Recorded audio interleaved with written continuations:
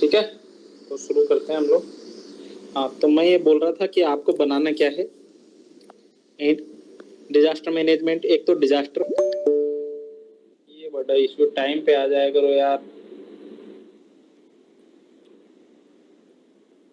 एक मिनट रुको, मुझे दूसरे उसमें वो कर लेने दो एक बार, ताकि बार बार डिस्टरबेंस ना हो हम लोगों को।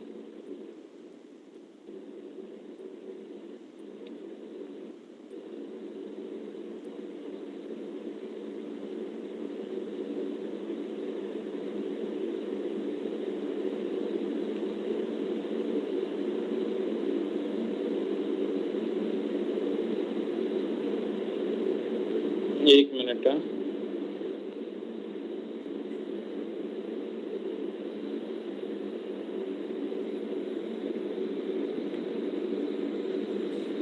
आई होप कि वो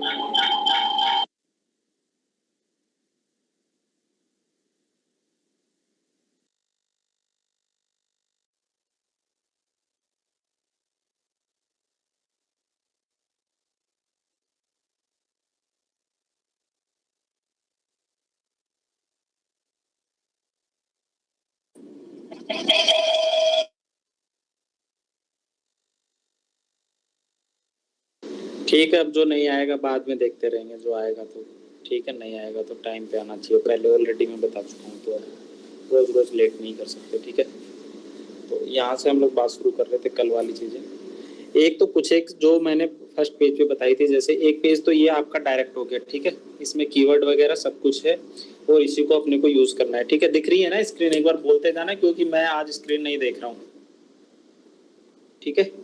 तो ये वाली चीज थी, इसको तो आपको यूज करना ही करना है हर जगह। एक दो क्वेश्चन आएंगे, दोनों में मैक्सिमम वर्ड यूटिलाइजेशन हो जाएंगे। तो जो वोकेब है, जिसको मैं बोलता हूँ कि कीवर्ड्स वगैरह है, वो तो यहाँ से आपको हो ही जाएंगे, ठीक है। दूसरा, डेटा फैक्ट यहाँ से हो जाएगा, ये already data fact more than sufficient है, ठीक है। इसके अलावा जो क्वेश्चन थे वो मैं ऑलरेडी डिस्कस कर चुका हूँ। ये तो मैं आपको बेसिक पढ़ा रहा हूँ, एक तरीके से बेसिक, जीरो टू एडवांस जिसको बोलते हैं। तो इसको अगर आप नहीं करके जाओगे तो भी चलेगा, कोशिश करना। लेकिन ये पेज और ये पेज, इसमें मैक्सिमम 99% जो क्वेश्चन का पार्ट है वो सब कुछ डील हो जाएगा इसमें। और इसमें रिमेनिंग जो चीजें हैं वो यहाँ से नहीं डील होगी, क्योंकि ये इन चीजों से डायरेक्ट कोई क्वेश्चन नहीं पूछेगा। एक ही ये था, ऑलरेडी इसको हम कर चुके हैं। इसके अलावा बाकी सारी चीजें मैं ऑलरेडी वहां पे करवा चुका हूँ। एक्ट का एक जो एस्पेक्ट्स थे कि कौन कौन सी चीजें एक्ट में होती है, वो बेसिक में करवा चुका हूँ, तो उसके लिए एक्स्ट्रा कुछ करने की जरूरत नहीं है, ठीक है। अब एक काम क्या करना है कि भाई अब अपने को करना क्या है इसमें। अब मैंने एक्ट वगैरह सब कुछ करवा दिया था, और मैंने बोला था कि सेंडाई फ्रेमवर्क में ऐसा क्या होगा। सेंडाई फ्रेमवर्क के कुछ एक पार्ट्स की अगर मैं बात करूं, तो इसके बेसिक चीजें क्या होगी कि भाई कोई भी आपदा आ रही है तो उससे प्रभावित होने के जो प्रभावित हो रहे हैं लोग, उनकी संख्या में कमी करना, ठीक है। और जो लोग, जिन लोगों की मृत्यु हो रही है, उसको 50% तक लाना है। 2005 से 2015 की तुलना में, 2020 से 2030 की तुलना में 50% कमी लानी है, ठीक है। अगला क्या है कि हानि, और क्या होता है, लोगों की मौत होती है, उसमें कमी करनी है। इकोनॉमिक लॉस होता है, उसको कमी करनी है। इंटरनेशनल कोऑपरेशन करना है, वो कोऑपरेशन करना है, ये बेसिक कॉमन सेंस वाली चीज है। और अर्ली वार्निंग सिस्टम हम लोगों को बनाना है, वो भी बनाना है, कॉमन सेंस वाली चीज है। और इंफ्रास्ट्रक्चर, रिजिलेंट इंफ्रास्ट्रक्चर बनाना है, बेसिक सारी चीजें जो हम लोग कॉमन सेंस से कर सकते हैं, ठीक है। वही बेसिक सारी चीजें हैं कि भाई हम लोगों को सबसे पहले क्या करेंगे, आपदा आएगी तो आपदा प्रभावित क्षेत्र का मानचित्रण करेंगे। उसके बाद क्या करना है, पूर्व चेतावनी प्रणाली लाएंगे। उसके बाद क्या करना है, मेरे को लग रहा है कि मेरे को देख ही लेना चाहिए खुद को, क्योंकि ऐसे बोलने से तो आप लोगों को कुछ फायदा मिलेगा नहीं। एक मिनट है ना।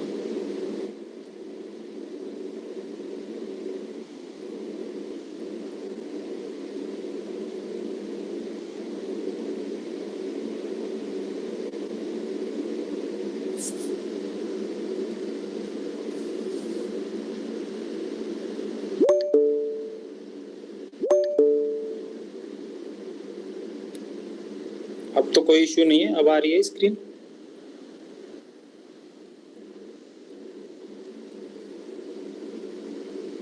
आवाज तो इको नहीं कर रही ना मेरी, क्लियर है, राइट?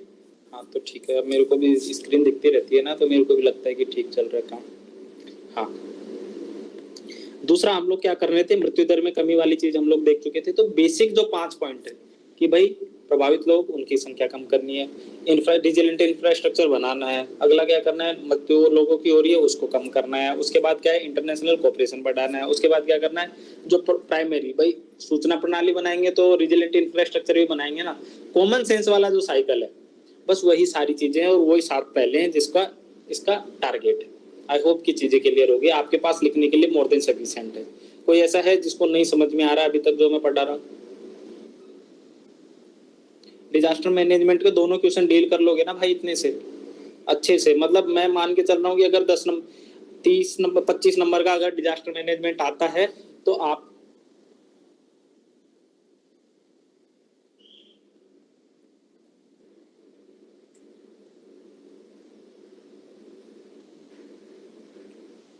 अगर 25 नंबर का डिजास्टर मैनेजमेंट आता है और उसमें से अगर क्वेश्चन बनते हैं तो आई होप कि आपके जितने एवरेज नंबर आते हैं उससे तो ज्यादा आएंगे ही।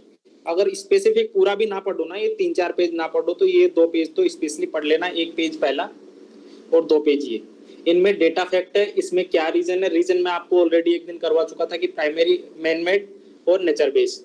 नेचर बेस में आपको पता होगा, मैन मेड में क्या होगा वो बेसिक आपको पता है कि फिर उसमें जाओ ना तो स्टेक होल्डर बेस पे चले जाना। अगर जैसे ही नेचर पे जाओगे, मैं आपको आंसर बनाना सिखा रहा हूँ जब भी आपको इश्यू आए इसमें। यार भाई आज जो लेट आ रहे हैं ना दोबारा मैं अलाउ नहीं करूंगा, मैं ऑलरेडी बार बार बोल चुका हूँ क्योंकि बीच में डिस्टर्ब होता है। ठीक है, इसको सीरियस समझना है समझ लेना, बाद में फिर रोते रहना, मैं अलाउ नहीं करूंगा, ये लास्ट दिन है।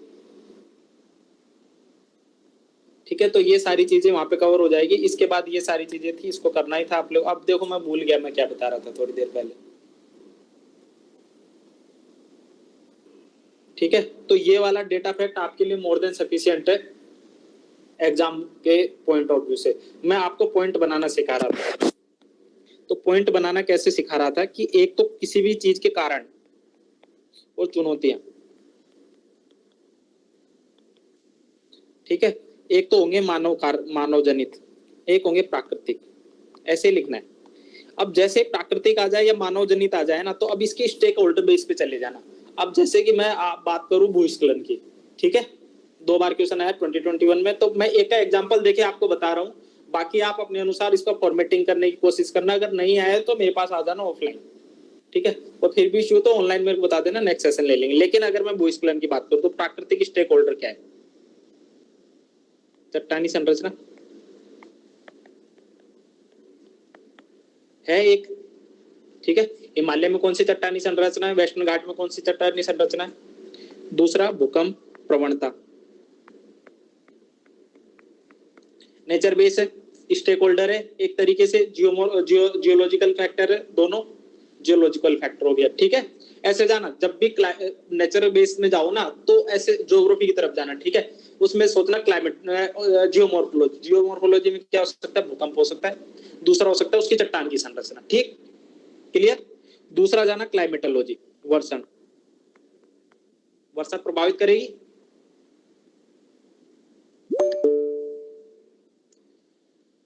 इसकी तो बहुत बड़ी क्लास लेने वाला हूँ। अरे यार क्या भाई, नींद में रहते हो क्या? 9 बजे का टाइम दिया होता है यार, 9 बजे आया करो। अभी पुलिस वाला हो रहा है, अब इसको ज्यादा बोल भी नहीं सकते, कुछ पता चले कोई दूसरे केस में ले जाए अंदर। ठीक है, दूसरा वर्षा। नमस्कार सर। अरे यार प्रमोट टाइम से आया करो भाई, मैं भूल जाता हूँ मैं पढ़ा के आ रहा हूँ, फिर बच्चे बोलते हैं गालियां देते हैं, इनके 40 दिन वैसे बच्चे एग्जाम के यार। ओके ओके, है ना, आगे से टाइम पे आना और जेल में मत लेके जाना, बाकी टाइम पे आना यार नेक्स्ट टाइम से। मेरे को तो छोड़ देना, ठीक है, बाकी काम का आदमी है यार ये बहुत, इसने अभी मैं बता नहीं सकता, बाद में बताऊंगा। ठीक है, मैं शुरू करता हूँ, नहीं तो फिर कहानी अलग वे में चली जाएगी। चट्टानी संरचना, ठीक है, जियोमॉर्फोलॉजिकल उसमें चले गए। उसके बाद क्लाइमेटोलॉजिकल में आ गए। क्लाइमेटोलॉजिकल में क्या आ जाएगा, वर्षाएं प्रभावित करेगी। इसके अलावा अगर मैं तटीय क्षेत्रों की बात करूं तो प्रबंधन में आ गया, तो तटीय क्षेत्रों में क्या आ जाएगा, चक्रवात आ जाएगा, चक्रवात आ जाएगा ना वहां पे, लेकिन यहाँ पे चक्रवात प्रभावित नहीं करेगा। ठीक है, वर्षण हो गया एक रीजन। ठीक है, उसके अलावा फिर आ जाते हैं ओशनोग्राफिक। ओशनोग्राफिक तो यहाँ पे कुछ बन नहीं से रहा। ठीक है, लेकिन अगला क्या हो सकता है, पर्यावरण भूगोल, और वहां पे वनावरण है ना भाई, एक रीजन। भाई वनावरण जहाँ पे ज्यादा होगा, वनों की डेंसिटी जहाँ पे ज्यादा होगी वहां पे भूस्खलन कम होंगे, लेकिन जैसे ही वनों की डेंसिटी काट देंगे अपन लोग तो वहां पे भूस्खलन जाना होने की ज्यादा संभावना हो जाती है। बताऊं क्यों? समझ में आ रहा है ना क्यों? ये तो पता होगा ना कि भाई जो जड़ें होती है, जड़ें कमजोर होती है, मिट्टी को रोक के रखती है, जैसे अटा टूट चला जाएगा। अब देखो ह्यूमन मेड, मैन मेड की बात करता हूँ। अगर आपने ये 4 पॉइंट लिख दिए तो मोर देन सफिशिएंट है। मतलब आपके पास ये इन पॉइंट्स में आपको कॉन्टर पॉइंट भी तो डालोगे ना भाई कुछ, ठीक है। अगला मानव जनित की अगर मैं बात करूं, तो मानव जनित की अगर मैं बात करूं तो वनों का कटान, वनों का शरण, ठीक है। वनों का जो डेंसिटी है उसमें कटाव हो गया, ठीक है। अगला पर्यटन, अपने आप में एक स्टेक होल्डर। भाई अगर मैन मेड की चीजों की बात करें उसमें भी स्टेक होल्डर बेस पे चले जाओ कि भाई क्या क्या रीजन हो सकते हैं मैन मेड के। पर्यटन हो सकता है, वनों का वो हो सकता है, और वनों का शरण, और उसके बाद विकास, डेवलपमेंट। फिर अगला क्या हो सकता है? बांध हो सकते हैं, जल परियोजना। अब जैसे ही मैं आपको देखो, ये अभी हम लोगों ने भूस्खलन किया, ठीक है। अब आप लोग बात करते हैं जो हाल ही में कहाँ पे जोशीमठ वाला केस ले लो। जोशीमठ वाले में सेम पॉइंट आएंगे, ठीक है। सेम ही रीजन, इसके अलावा बताओ कोई सा रीजन है क्या? बस नदी बदल जाएगी, ये यहाँ पे नदी का बहाव और जोड़ दो, नदी प्रणाली बन गया ना। मतलब मैपिंग हुई क्या आपको स्टेक होल्डर वाली? इसमें दो लेवल पर स्टेक होल्डर बन रहे, नेचर बेस और दूसरा कौन सा? Man made. तो इस तरीके से आपको आंसर करना है। अगर आपको दिमाग में नहीं सोचा जा रहा तो कोशिश करना ज्योग्राफी में जाना पहले, नेचर बेस में जियोमॉर्फोलॉजिकल, ओशनोग्राफी, क्लाइमेटोलॉजी और एनवायरमेंटल ज्योग्राफी, ठीक है। उसके बाद मैन मेड में आना, एंथ्रोपोलॉजिकल रीजन में, उसमें आना वनों का शरण हो रहा है, वनों का कटान हो रहा है, जलवायु परिवर्तन हो रहा है, पर्यटन अधिक हो रहा है, बांध हम लोगों ने बना रखे हैं, और दूसरा डेवलपमेंट में बहुत सारी प्रोजेक्ट हो गया। तपोवन वाला एग्जाम्पल वहां पे काम आ जाएगा। एग्जाम्पल बदल जाएंगे, चीजें आपके आंसर यही रहेगा। इतना क्लियर है? आई होप कि इसके बाहर डिजास्टर मैनेजमेंट नहीं जाता है। अगर आपने ये स्ट्रक्चर आपके दिमाग में क्लियर है और आपके पास ये डेटा फैक्टर है और ये कीवर्ड है, मैं लिख के दे रहा हूं कि आपको 4.5 से नंबर कम, 4.5 नंबर से कम नहीं मिलेगा, क्योंकि उसमें कुछ बचता नहीं है। अब मैं इन्हीं चीज पे सॉल्यूशन की बात करूं, यही कारण है, यही चुनौती है, इन्हीं का अपने को समाधान करना है। तो इसके लिए क्या कर सकता है?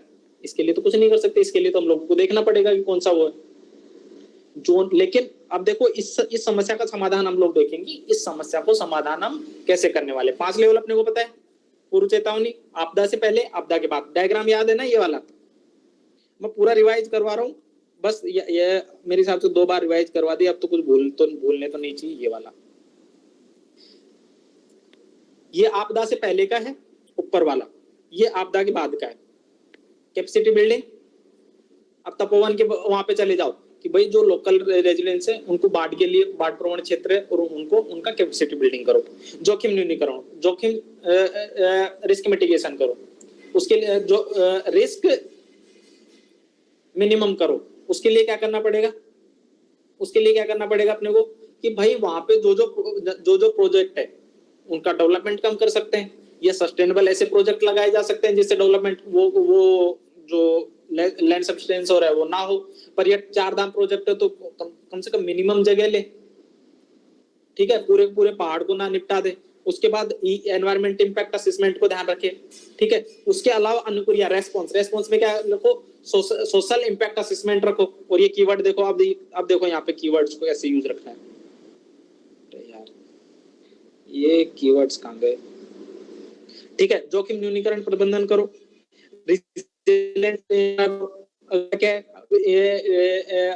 व्यवहार परिवर्तन करो, बिहेवियर मैनेजमेंट करो, CDRI बनाओ, प्रोएक्टिव अप्रोच अपनाओ। तो ये सारी चीजें क्या होंगी? ले दे के अपने को वही चीजें यूज करनी जो फर्स्ट पेज वाली है, बस इस साइकिल में जो आएगा वो चेंज आ जाएगा। आई होप कि इसमें कैसे भरना है आपको समझ में आ गया होगा। समझ में आया कि नहीं, या मैं पूरा समझाऊं एक एक? आदित्य समझ में आ रहा है क्या? आ गया सर। ठीक है, तो ये मैं क्या बता रहा था, मैं फिर भूल गया। अब देखो ये इन बच्चों की चीज में ये पॉइंट रह गया, मैं क्या बताने वाला था। तो भाई टाइम पे आ जाया करो यार, जिसको भी आना हो, नहीं आना हो आराम से मौज करो यार, परेशान मत हुआ करो खुद भी। अगर नहीं पढ़ना है तो क्यों खुद की आत्मा को दुखी देना, मेरी भी आत्मा दुखी रहती सर सॉरी आज अरे मतलब सर आज में ठीक है कोई बात नहीं, कोई बात नहीं, आपको स्पेशली नहीं बोल रहा, मैं सबको ही बोल रहा हूँ, क्योंकि कोई ना किसी दिन कोई लेट आता ही है। तो आप मतलब किसी को दिल पे नहीं लेनी, पर दिमाग में जरूर लेनी है कि भाई मेरे को टाइम पे जाना है नेक्स्ट टाइम। ठीक है, अगला मैं बात कर रहा था ये डायग्राम की। तो नेक्स्ट टाइम देखो, ये तो मेरे नोट्स हैं, लेकिन आपको बनाना क्या एक्चुअली, आपको क्या करना है, बात ये है ना कि भाई ये तो मेरे नोट्स है, इनमें से तो काम चलेगा नहीं, और ये आधा घंटे का काम है, इससे अगर आप निकालना रहा तो कंटेंट आपको, इसमें क्या करना, एक तो कीवर्ड, एक जगह एक पेज में कीवर्ड छाट लेना। ठीक है, फर्स्ट और सेकंड पेज तो ऐसे कैसे छाप लेना, मतलब वो चलेगा, उसमें कोई इश्यू नहीं, लेकिन फर्स्ट पेज में ना अभी मैं करवा रहा हूँ ना, वैसे वैसे उसको यूटिलाइज करना। ठीक है, तीसरा क्या करना है, राष्ट्रीय लेवल पर प्रयास, जैसे कि किस किस लेवल पर, एक्ट क्या है, योजना क्या है, और बस दो ही तो होंगे, संस्थागत क्या है। चार चीजें ही तो देखी थी हमने 3 लेवल पे ही तो, और एक टेक्निकल वाला हम लोग यहाँ नहीं लेंगे, उसको जरूरत है नहीं, इसी में योजना वाले में उसको मिक्स कर लेते हैं टेक्निकल। यही तो देखते थे कि किसी भी समस्या का समाधान हम, ठीक है, यही बॉक्स पता है ना। अब देखो यहाँ पे क्या करेंगे, एनडीआरएफ, एसडीआरएफ, ठीक है, उसके अलावा first responder as a village, उनके लिए यहाँ पे ये योजना क्या है, उनकी ट्रेनिंग करो। उनकी ट्रेनिंग के लिए कोई योजना है क्या, वाइब्रेंट विलेज जो कंसेप्ट आया है उसमें कुछ ऐसा कंसेप्ट है क्या कि भाई उनको ट्रेनिंग देंगे आपदा से लिए भी। ठीक है, यहाँ पे संस्थागत में आईटीबीपी का फर्स्ट रेस्पॉन्डर है, किसमें, हिमालयन क्षेत्र में। ठीक है, तो ऐसा कोई प्रोविजन है क्या, तो संस्थागत हो गया, गवर्नमेंट की स्कीम। अगला एक्ट क्या है, एनडीएमए 2005 वाला। उसके बाद कौन सा आया, महामारी अधिनियम 1897 है शायद, मेरे को याद नहीं है, इसको देख लेना एक बार, है ना। महामारी अधिनियम जो कोविड के दौरान हम लोगों ने यूज किया था, शायद 1897 है ना। उसके अलावा क्या था, एनडीआरएफ, एनडीएमए हो गया। उसके बाद पॉलिसी ले आए हम, कब लाए पॉलिसी, 2009 में। उसके बाद हम क्या लाए, प्लान ले आए, नेशनल डिजास्टर मैनेजमेंट प्लान, कब लाए, 2016 में। और उसके बाद इन ये हो गए हमारे कानून। ठीक है, तो ये आपके पास एक जगह होना चाहिए, जैसे आपको आंसर में मौका मिले छापने का तुरंत छाप दो, जैसे आपको ये संस्थागत मिले तुरंत छाप दो, जैसे आपको गवर्नमेंट की स्कीम पता चले तुरंत छाप दो। मतलब आपके दिमाग में मतलब ह्यूरिस्टिक प्रोसेस में होनी चाहिए सारी चीजें, सिस्टमेटिक से निकल जाओ अब कि भाई इसका ये आंसर, इसका आंसर ले दे के लिखना अपने को, यही है। अगला अंतरराष्ट्रीय लेवल पर चौथा, उसमें तो वो डायग्राम याद है ना अपने को, पेरिस, सेंडाई और एसडीजी। इसके अलावा Lima gender plan, Lima gender action plan. अगला कौन सा था, लॉस एंड डैमेज के लिए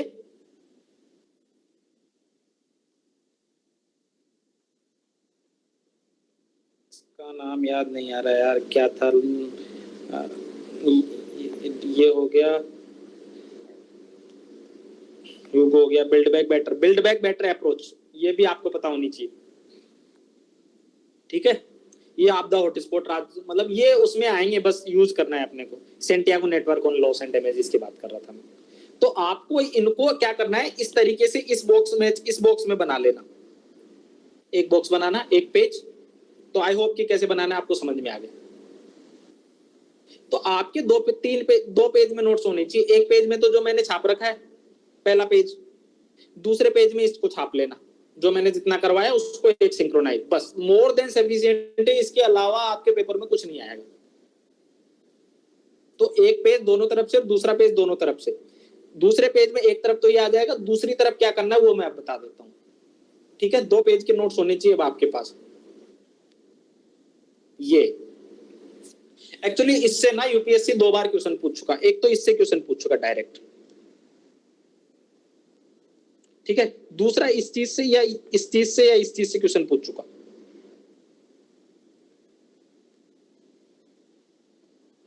शुरू करें इसको।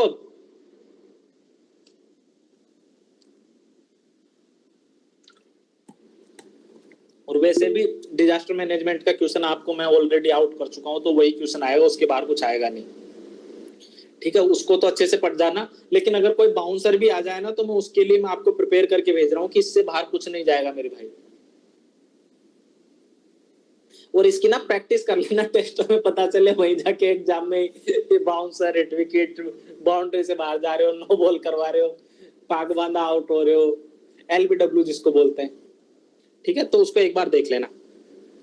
अब देखो 5 चरणों में हम लोग देखेंगे डिजास्टर मैनेजमेंट के। कौन कौन से चरण थे? पहला जोखिम न्यूनीकरण, रिस्क मिनिमाइजेशन। ठीक है, दूसरा चरण क्या है? आपदा की तैयारी, डिजास्टर प्रिपेयर्डनेस एंड रेस्पॉन्स। तीसरा पार्ट क्या है?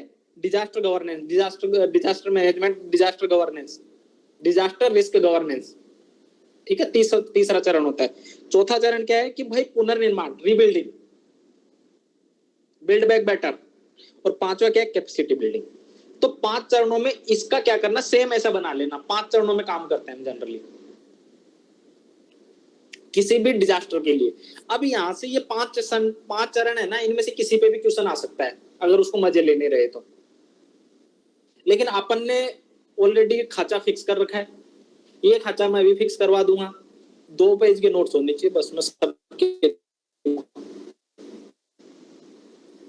बाकी पता नहीं कोचिंग वाले क्या पढ़ाते हैं, इतना सारा मटेरियल की एक कॉपी भरवा देते हैं। 50-50, 60-60 पेज, 60-60 रुपए वाली पेज तो नहीं, 60 पेज में तो क्या ही होता है उनका, फिर तो 60 पेज में तो वो बाढ़ ही खत्म होती है उनकी। देखो कोचिंग की कैसे बुराई कर रहा हूँ, कल परसों ना कोचिंग वालों की क्लास लूंगा।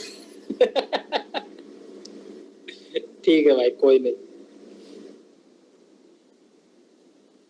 आई होप कि क्लियरिटी आ गई होगी डिजास्टर मैनेजमेंट में। कल वाली क्लास से थोड़ा सा ऐसे रहा होगा कि सब काफी ज्यादा पढ़ा दिया, लेकिन एक्चुअल में कल वाली क्लास के पीछे का लॉजिक ये था कि मैं आपको जब सिंक्रोनाइज करूँ ना, तो आपके पास सिंक्रोनाइज करने के लिए चीजें समझ में आए। ठीक है, तो अब मैं बात कर रहा हूँ जोखिम न्यूनीकरण और प्रत्यास्थता में वृद्धि करना, रिजिलियंस के लिए, रिजिलियंस को बेटर करने के लिए। सबसे पहले क्या करना पड़ेगा अपने को? सबसे पहला काम, अब कॉमन सेंस लगाओ, दिमाग की बत्ती जला लो, पढ़ाई बंद कर दो कि सोचना है बस आपको। मैं जैसे जैसे बोलता जाऊं ना वैसे सोचना है, इसके अलावा कुछ नहीं करना। अब भाई आपदा आने वाली है, ठीक है, मतलब कोई भी चक्रवात, भूकंप, दिल्ली में तो बाढ़ आती है जनरली, इसके अलावा कुछ आता नहीं, भूकंप आता है। तो सबसे पहले क्या करते हैं अपन? जोखिम की प्रकृति, भूकंप ज्यादा आते हैं दिल्ली में, ऐसे समझो भूकंप पे क्वेश्चन आने के चांसेस है, तो भूकंप की वो करते हैं। ठीक है, भूकंप पे पूरा चलेगा अपना ये आंसर। ठीक है, पहली बात समझो, सबसे पहले अपन क्या करते हैं? जोखिम की प्रकृति की जानकारी करते हैं कि भूकंप आता है तो भूकंप के क्या क्या सिम्टम्स है, भूकंप आने के बाद क्या क्या किया जाना चाहिए। ठीक है, भूकंप अगर आ गया तो उसके दौरान क्या करेंगे, भूकंप आने के बाद अगर हमको बिल्ड बैक बेटर करना है तो तब क्या करेंगे, और उसके बाद कैपेसिटी बिल्डिंग। 5 चरणों में काम करेंगे। ठीक है, तो सबसे पहले हमको करना है कि रिस्क मिनिमाइजेशन एंड रेजिलिएंट बनाना है। ठीक है, अब इसके लिए क्या करेंगे भाई? सबसे पहले हम भूकंप की प्रकृति को समझेंगे कि कौन कौन सी प्रकृति के भूकंप आते हैं।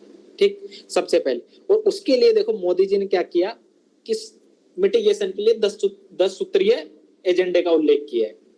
इस लाइन को चेप लेना, मोदी जी जिंदाबाद। मोदी जी ने 10 सूत्रीय एजेंडे का उल्लेख किया है, और वो एजेंडा आपने को ध्यान रखना नहीं है, क्योंकि मोदी जी जो भी बोलते हैं कॉमन बोलते हैं, जो तुम्हारे मन में आए वो लिख के आना। बस मोदी जी के 10 सूत्रीय फॉर्मूला याद रखना कि उन्होंने एक ऐसा फॉर्मूला दिया हुआ है। अब देखो मैं बताता हूँ उन्होंने क्या किया है। भाई किसी भी डिजास्टर का प्रिपेयर्डनेस आपको करनी है, और उसका जो इम्पैक्ट है उसको मिनिमाइजेशन करना है, तो आप क्या करोगे? कॉमन सेंस लगाओ। सबसे पहले जोखिम का मानचित्रण करोगे, भाई मैप बनाओगे ना, कहाँ कहाँ ज्यादा आ रहा है, कहाँ कहाँ कम आ रहा है। क्या किया हम लोगों ने? भूकंप के लिए 5 जोन बना दिए। दिल्ली कौन से जोन में है? 4 में, 3 में, 2 में, 1 में या 0 में? 4 में। यही पोटेंशियल कैंडिडेट है, ऐसे कैंडिडेट मेरे को तुरंत जवाब देने वाले चाहिए। ठीक है, अगला उसके लिए क्या करना पड़ेगा? जोखिम मानचित्रण करना। मोदी जी का बता रहा हूं मैं, अपना नहीं बता रहा, बहुत बड़ी बात बता रहा हूं, बस इसको याद रखना। कैसे याद रखना है? अब दूसरा क्या किया उन लोगों ने?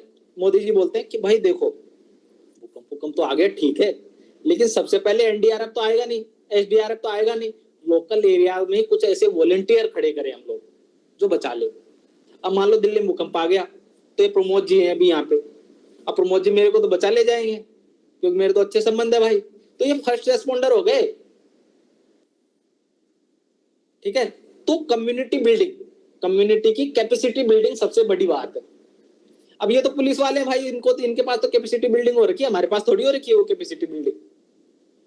तो लोकल कम्युनिटी का कम्युनिटी बिल्डिंग की बात करेंगे मोदी जी। दो चीज हो गई, पहले मैप बनाओ, उसके बाद कम्युनिटी स्किल बिल्डिंग। अगला मोदी जी कहते हैं कि महिलाओं को नेतृत्व में भूमिका दो। जैसे अभी अपन कोई भी क्वेश्चन पूछ ले इस ग्रुप में, जनरली या तो 3-4 लोग हैं वो जवाब देते हैं, इसमें से लड़कियां। तो इस क्लास में जब वुमन लीडरशिप है ऐसे बोल देते 4, बताओ आंसर देख रहे हो। इसीलिए मोदी जी भी कहते हैं कि वुमेन्स को लीडरशिप दो भाई। 3 चीज याद रहेगी, ऐसे बोलने वाली कोई चीज है नहीं, जो तुम्हारा मन में आए वो ही लिख के आना, ठीक है।